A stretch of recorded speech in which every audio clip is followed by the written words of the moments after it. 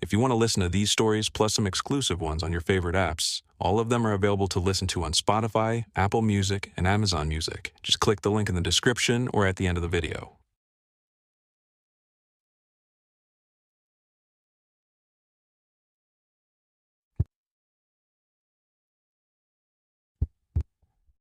There's an abandoned motel called the Royal Hawaiian Motel. It's been abandoned for, I'm pretty sure, well over a decade. I do a lot of solo urban exploration, sometimes at night. The Royal Hawaiian Motel is located in Baker, California, and during the day it gets scorching hot, too hot to be walking around with my backpack, so I chose to go to the motel during the night. It was very easy to get to. I parked on the side of the road and walked over. There really was no fence or anything to hop over, and there was no security. It was one of the easier structures to get to that I've explored for sure. In the back was a really deep pool with a ton of graffiti. I shined my flashlight up at the actual motel, and I noticed half of the upstairs room's doors were slit open slightly or just completely shattered. Kinda creepy looking, but also expected since the place had been abandoned for so long. Of course, other people have explored there. A part of the motel also looked like it had been engulfed in flames and partially burnt down. I looked around the outside for a little while. It was late at night, so there were no sounds of nearby passing traffic. Besides the sounds of my shoes stepping over various pieces of debris, at one point, my blood ran cold when I heard a voice from somewhere in the vicinity. It sounded like a female's voice. My first instinct in these scenarios is to assume it's some kind of security worker or somebody who may cause trouble for me, so I typically tend to walk out of sight and hide. That's what I did. I ran to one of the other rooms on the ground level and turned off my flashlight. I waited just a minute, and after hearing nothing, I turned it back on.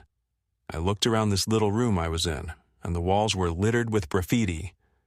There was only one piece of furniture in here. It was a little dresser with like 4 drawers on it, and then some dusty, dirty old mattress on the floor. I wondered if homeless people would come and sleep here, but honestly, it's just so far away from any real civilization that I doubted it. I left the room and continued around the motel. I would peek inside every little opening on the ground floor below the overhead walkway for the upper-level rooms.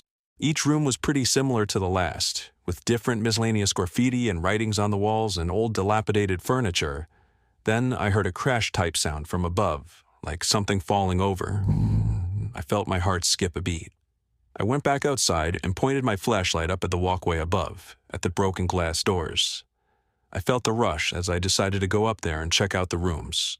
What I felt like deep down was that there was an animal in one of the rooms, but there's always that chance that you run into other explorers or perhaps a homeless person in places like this. I made my way upstairs and peeked into each room that I passed. They were all similarly furnished with junk, debris, old mattresses, and odd pieces of old furniture.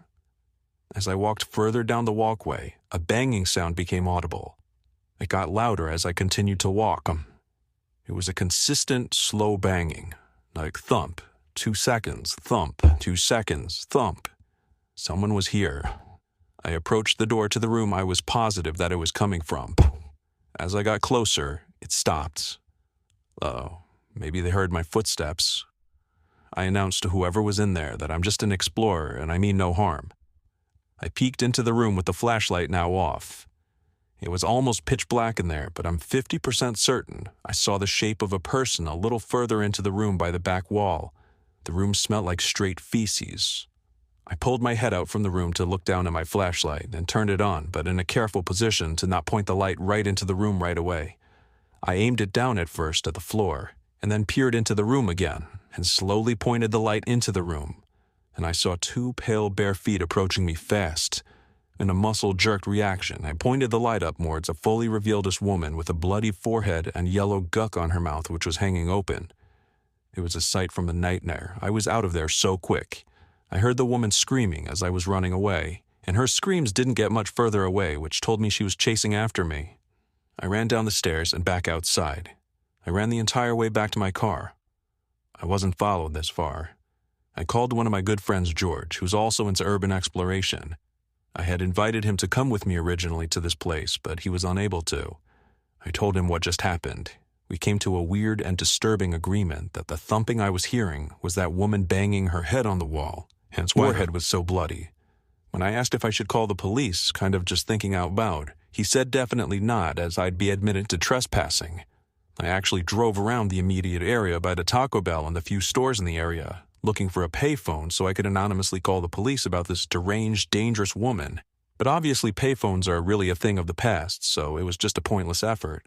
What I ended up doing was calling the non-emergency number and reporting the deranged woman, but also claiming I was not the one to find her. Rather, I heard someone else had run into her. It was as vague as possible, and I hung up. Because I didn't want to stick around there, I don't know if the police eventually went to investigate, but whatever was wrong with that woman, she should have been in a psych ward or something. In all of my years of exploring, I'd never encountered anything like that.